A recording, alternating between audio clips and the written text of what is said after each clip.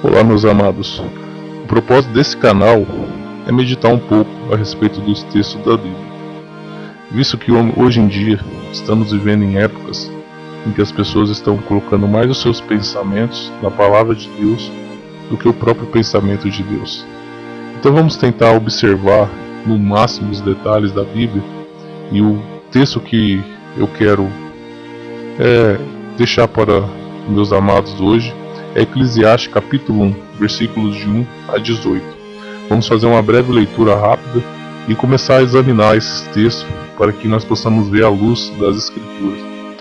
A palavra de Deus diz assim, Eclesiastes capítulo 1, versículo 1, palavras do pregador, filho de Davi, rei em Jerusalém. Vaidade de vaidade, diz o pregador, vaidade de vaidades, tudo é vaidade. Que proveito tem o homem de todo o seu trabalho que faz debaixo do sol? Uma geração vai e outra geração vem, mas a terra para sempre permanece. Nasce o sol e o sol se põe, e a pressa se volta ao seu lugar de onde nasceu. O vento vai para o sul e faz o seu giro para o norte.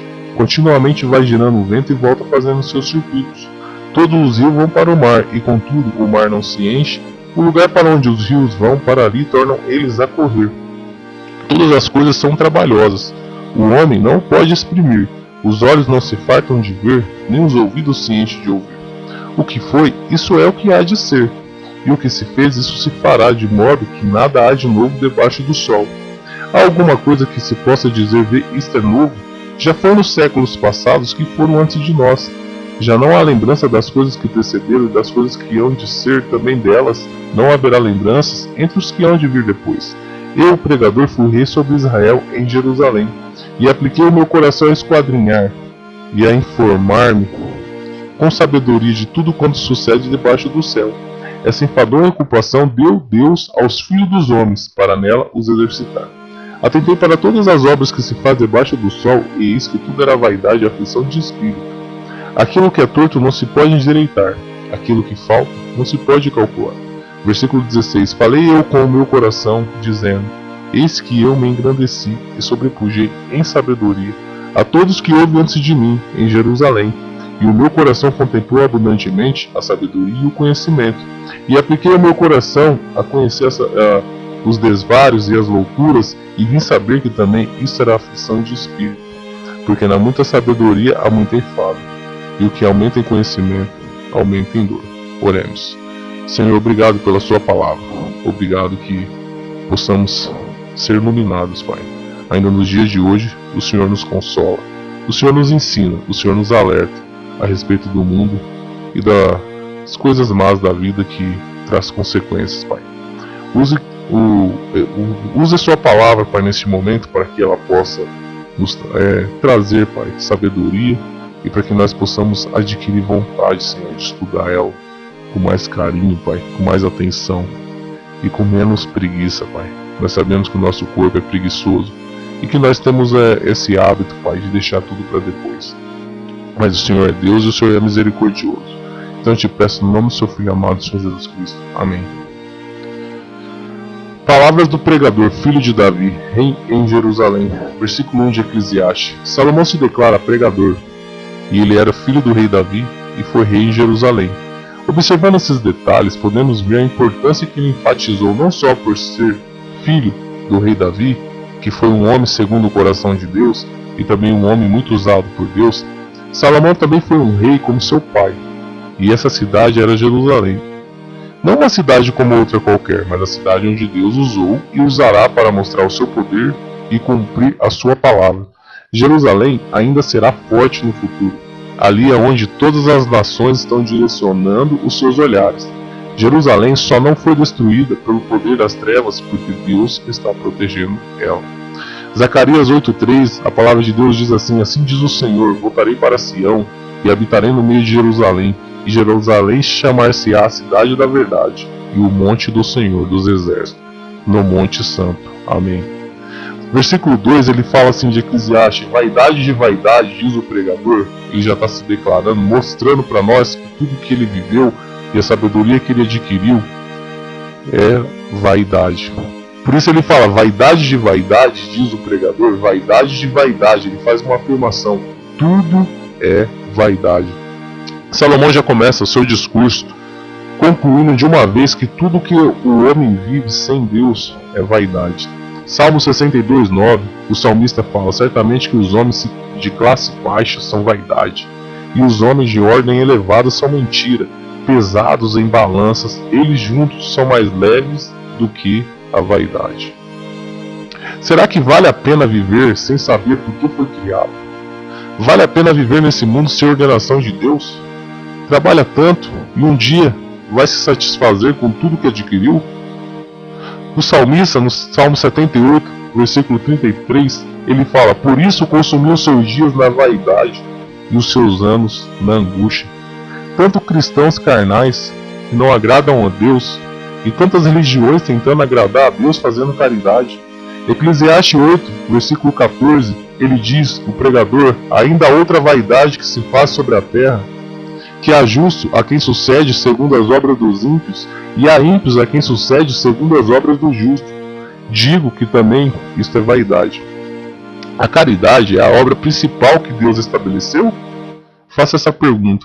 Não seria melhor amar o próximo se aproximando dele para entender a causa do problema, do que por um momento satisfazer o desejo do seu corpo que já geme? Devemos ajudar o nosso próximo, se preciso dar o que ele necessita. Não podemos reter mais do que precisamos, mas precisamos entender que ele necessita de algo mais para sair daquela situação. Por isso, muitos ímpios ajudam os necessitados, porque eles acreditam que irão aliviar sua consciência da sua impiedade. Como também há cristãos que acreditam que não precisam viver uma vida santa porque estão livres do juízo de Deus. Deus estabeleceu o juízo tanto para ímpios como para os justos. No versículo 3 de Eclesiastes, ele faz outra pergunta: que proveito tem o homem de todo o seu trabalho que faz debaixo do sol? Mais uma vez Salomão enfatiza com uma pergunta, pois ele sabia que tudo que ele adquiriu iria ficar para outra pessoa. Eclesiastes capítulo 2, versículo 26, ele já começa a ensinar um pouquinho aqui, porque ao homem que é bom diante dele, dá Deus sabedoria, conhecimento e alegria, mas ao pecador dá trabalho para que lhe ajunte e amontoe para dá-lo ao que é bom perante Deus. Também isto é vaidade e aflição de espírito. Você sabia que é Deus que decide o tempo que você viverá nessa terra? E você sabia que tudo que você trabalhou e conquistou poderá ficar para outra pessoa? E essa pessoa pode ser a pessoa que Deus decidiu abençoar, e por isso ele tirou de você que não agradou ele. E pode ser que o peso das suas obras não agrada a Deus, e Deus tira você e coloca outro no seu lugar. Eclesiastes capítulo 2, versículos 18 a 19, ele fala: também odiei todo o meu trabalho que realizei debaixo do sol, visto que eu havia de deixá-lo ao homem que viesse depois de mim. E quem sabe se será sábio ou tolo, todavia se assenhorará de todo o meu trabalho que realizei, em que houve sabiamente debaixo do sol. Também isso é vaidade. Se será seu filho, eu não sei o seu herdeiro, mas se for, ele pode não ser sábio, e ser um tolo, e gastar com as meretrizes tudo que você conquistou com tanto esforço, porque você trabalhou tanto e não aprendeu a educar seu filho nos caminhos do Senhor. Que coisa, hein? Será que foi isso que Salomão odiou a vida que ele tinha, visto que ele teve mais do que todos os que houve antes dele, e ele sabia o que poderia acontecer com ele? No versículo 4, ele já está fazendo outra ele está mostrando aqui para nós, no versículo 4, ele está ensinando: uma geração vai e outra geração vem, falando da morte, mas a terra para sempre permanece, a terra continua. Tantos homens tentando deixar seu nome na história, tantas pessoas querendo escrever seus nomes na história, mas nenhum conseguiu fazer com que a palavra de Deus fosse eliminada do sucesso que fez e faz. Somente a palavra de Deus está reinando como a terra que foi fundada em caminhos eternos por Deus. Deus nunca será esquecido, pode passar gerações e gerações, a palavra sempre permanecerá em memória, para sempre. Foi estabelecido isso por Deus. Deus vai ser sempre lembrado. O salmista, no Salmo 102, versículo 12, ele fala: mas tu, Senhor, permanecerá para sempre, a tua memória de geração em geração. No versículo 5 de Eclesiastes, Salomão fala: nasce o sol e o sol se põe, e apressa-se e volta ao seu lugar de onde nasceu. Deus criou o sol para nascer e se pôr os dias, e o sol obedece o que Deus determinou para eles. Todos os dias o sol se põe e nasce, porque Deus determinou assim. O sol nunca quis tomar o lugar da lua, Gênesis capítulo 1, versículo 16, ele fala: E fez Deus os dois grandes luminares, o luminar maior para governar o dia e o luminar menor para governar a noite, e fez as estrelas. E você faz o quê? Você foi criado para quê? Você sabia que nada foi criado sem propósito? O vento vai para o sul, no versículo 6 de Eclesiastes capítulo 1, ele fala: O vento vai para o sul e faz o seu giro para o norte, continuamente vai girando o vento e volta fazendo o seu circuito. O vento também nunca falha, ele gira para onde tem que girar e volta todos os dias. Consegue observar o vento? Não, mas consegue sentir. No versículo 7, ele fala assim, de Eclesiastes capítulo 1, Todos os rios vão para o mar, e contudo o mar não se enche, ao lugar para onde os rios vão, para ali tornam eles a correr. O mar e os rios estão em sintonia clara, a ciência não explica, porque a ciência não quer garantir que Deus é o Criador, a ciência é falsa. O apóstolo Paulo te alertou contra isso. No versículo 8, ele fala assim, Todas as coisas são trabalhosas, o homem não pode exprimir, os olhos não se fartam de ver, nem os ouvidos se enchem de ouvir. Tudo o que fazemos é trabalhoso, tudo, até o suco natural dá trabalho. Será que é por isso que compramos produtos industrializados, pois temos preguiça de fazer da forma natural? Seria mais fácil. Os nossos olhos não se cansam de ver, como diz ali na palavra, e nem os nossos ouvidos se cansam de ouvir, mesmo que aquela música que incomoda tanto. Pode incomodar, mas nunca vai cansar. Portanto, você nunca se cansará de ver imagens, e nem seus ouvidos se cansarão de ouvir sons, porque Deus criou assim, sem canseira. Todos eles foram criados para não se cansar. No versículo 9 ele está dizendo assim, O que foi, isso é o que há de ser, e o que se fez, isso se fará, de modo que nada há de novo debaixo do sol. Perceba que Deus disse que fez juízo em sua palavra, com o povo antigo, o povo da época de Noé, a cidade de Sodoma e Gomorra, etc. E perceba que Deus também disse na sua palavra que vai fazer juízo com o povo do futuro. Por que você não crê? Ainda é pouco tudo que Salomão está ensinando a respeito da sabedoria que Deus deu a ele? Jó 38:4, ele fala assim, Onde estavas tu quando eu fundava a terra? Faze-nos saber se tem inteligência. Onde estava quando Deus fundava a terra? Diz para Deus. Se não sabe, então não contenda com Deus. Se ele quer destruir e julgar tudo o que ele criou. No versículo no capítulo 40, do versículo 2 de Jó, ele também fala, Porventura contender contra o Todo-Poderoso a sabedoria. Quem arguir assim a Deus responda por isso. Você vai responder por isso. No versículo 10 ele já começa a enfatizar, ele fala, versículo 10 do capítulo 1 de Eclesiastes, alguma coisa que você possa dizer, vê, isto é novo. Já foi nos séculos passados que foram antes de nós. A palavra de Deus está dizendo, já foi antes, aconteceu o juízo. O pecado também não é novo. Nos séculos passados, o pecado atrapalhou a criação de Deus em toda a sua forma e perfeição, e até hoje faz isso. A natureza está gemendo. O apóstolo Paulo escreve em Romanos, capítulo 8, versículo 22, porque sabemos que toda a criação geme está juntamente com dores de parto até agora. Deus nunca esteve errado em julgar e destruir tudo que faz mal, para restabelecer toda a sua criação como foi no início. Apocalipse 18, versículo 8, ele fala, Portanto no dia virão as suas pragas, a morte, e o pranto, e a fome, e será queimada no fogo, porque é forte o Senhor Deus que a julga. No versículo 11, ele fala, já não há lembranças, versículo 11 do capítulo 1 de Eclesiastes, já não há lembrança das coisas que precederam, e das coisas que hão de ser, também delas não haverá lembranças entre os que hão de vir depois. Não se apegue tanto com a história, porque não há lembrança tanto de história. Porque o homem é mentiroso e vive de histórias. Até os malfeitores, quando morrem, mesmo que fizeram tantas coisas erradas, eles serão bem falados. Eclesiastes 4:2. Por isso eu louvei os que morreram mais do que os que vivem ainda. Se apega à palavra de Deus, porque as pessoas, quando morrem, elas são louvadas. Mesmo que elas fizeram coisas erradas na vida inteira, elas são louvadas pelos parentes. Até as pessoas que elas fizeram mal chegam e começam a ter misericórdia e começam a falar bem daquela pessoa. É a palavra de Deus. Eclesiastes 4, versículo 2. Por isso eu louvei os que já morreram mais do que os que vivem ainda. Então se apega à palavra de Deus e creia nela pela fé, e não por homens que deixam a palavra de Deus para persuadir com ilusão, usam sua carne e fraqueza, que ela necessita para te iludir. Assim diz em Jeremias, capítulo 17, versículo 5, assim diz o Senhor, maldito o homem que confia no homem, e faz da carne o seu braço, e aparte o seu coração do Senhor. As pessoas hoje não dizem, a palavra de Deus diz. A pessoa, quando você vê ela persuadindo você, ela não fala da palavra de Deus, ela fala da história. Ela usa textos da história. Ela não diz, não, mas aquele texto ali está dizendo assim, referendo a isso. Não, ela pega e vai para a história. E você começa a entender, por essas atitudes, que aquela pessoa ela não tem a palavra de Deus na sua mente.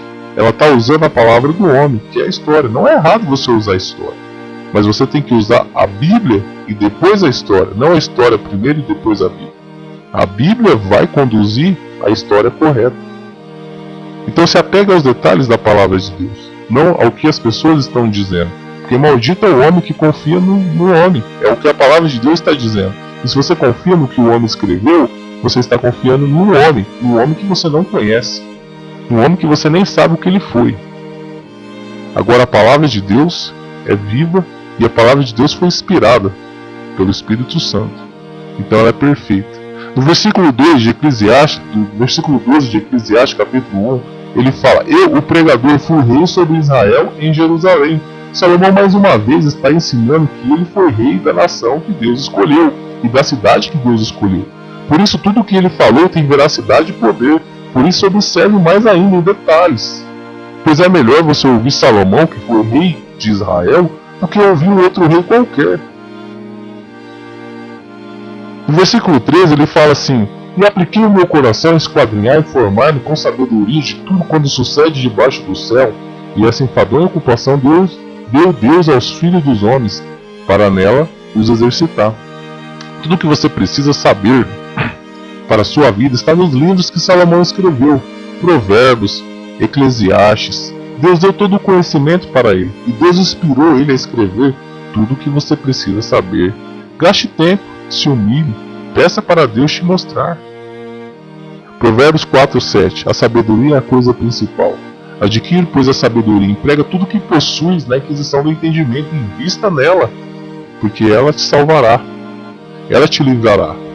No versículo 14, ele fala, em Eclesiastes capítulo 1, atentei para todas as obras que se fazem debaixo do sol, e eis que tudo era vaidade e aflição de espírito. Salomão observou isso. Tudo que se faz debaixo do sol não só enferruja, como traz dores de cabeça. Pois quanto mais você quer, mais será requerido de você mesmo. No versículo 15, ele fala: aquilo que é torto não se pode endireitar, aquilo que falta não se pode calcular. Não encha seus dias de preocupação, tentando endireitar o que Deus já criou, ou contar o que Deus não numerou. Viva mais para Deus e menos para si mesmo. Pois vivendo para Deus, você se livra do coração que te engana todos os dias. O nosso coração, ele é corrupto. No versículo 16, ele fala assim: falei eu com o meu coração, dizendo: eis que eu me engrandeci, sobrepugi em sabedoria a todos que houve antes de mim em Jerusalém, e o meu coração contemplou abundantemente a sabedoria e o conhecimento. No versículo 17, ele está falando assim: e apliquei o meu coração a conhecer a sabedoria, e a conhecer o desvario, as loucuras, e vim saber que também isto era aflição de espírito. Salomão já conheceu tudo o que você precisa saber para não errar, e ser um louco, e fazer da sua vida um vale de ossos secos. Veja a nuvem de testemunha que é esse homem, para nós. Ele é uma nuvem de testemunha. A vida dele pode nos inspirar a fazer as coisas corretas, porque a sabedoria que Deus deu para ele é para nos instruir. No versículo 18 ele fala assim: porque na muita sabedoria há muito enfado, e o que aumenta em conhecimento aumenta em dor. Salomão teve tanta sabedoria que se enfadou. E foi esse um dos propósitos que Deus prometeu a Davi, que cuidaria de seu filho. E por isso Deus não deu mais sabedoria como deu a Salomão a nenhum outro homem. Até aqui Deus é bom, porque Deus nos livra de muitas coisas que nós poderíamos adquirir para nós, como Salomão adquiriu. Salomão se enfadou, Salomão se cansou. Entenda o que ele quer te ensinar e basta. Entenda que a vida dele foi difícil para ele, porque ele tinha conhecimento que nós não temos. Ele sabia de coisas que nós não sabemos. Deus deu tudo isso para ele. Não viva como homens corruptos, que querem ser inteligentes para os outros, mas por dentro é um sepulcro caiado, cheio de ossos de mortos que os ouviram e morreram. Provérbios 14:8 ele fala: a sabedoria do prudente é entender o seu caminho, mas a astutícia dos insensatos é engano. As pessoas hoje estão tentando entender o caminho dos outros, não o caminho delas. Então aprenda a viver a sua vida. Olhe para a trave que está no seu olho, como Salomão está nos ensinando. Entenda os seus próprios caminhos e deixe os outros para lá. É a sua vida que você precisa dar conta diante de Deus. É a sua vida que você precisa mostrar para o mundo que você é um discípulo do Senhor Jesus Cristo. É a sua vida que vai inspirar as pessoas a te olhar como uma luz do Senhor Jesus Cristo, e você poderá inspirar outras pessoas a ser um cristão, que é difícil hoje ver nos próprios cristãos. Você foi criado para glorificar a Deus. E não procura na Bíblia como glorificar Deus. Você tem que procurar na palavra de Deus o que precisa fazer para glorificar Ele. Em Isaías capítulo 43, versículo 7, ele mostra que a todos os que são chamados pelo meu nome, eu os criei para a minha glória e os formei, e também os fiz. Deus nos formou para a glória dele, fez de propósito. Deus quer que nós glorificamos Ele. Oremos. Senhor, assim como criaste tudo para a sua glória, assim como o céu, a terra e o mar te glorifica, que possamos te glorificar também, Pai, ainda nessa carne. Sabemos que somos de semblantes duros, Senhor, e obstinados de coração, mas quebranta nossos corações para que nossas obras possam se acender no mundo. Assim te peço, no nome do Senhor Jesus Cristo. Amém.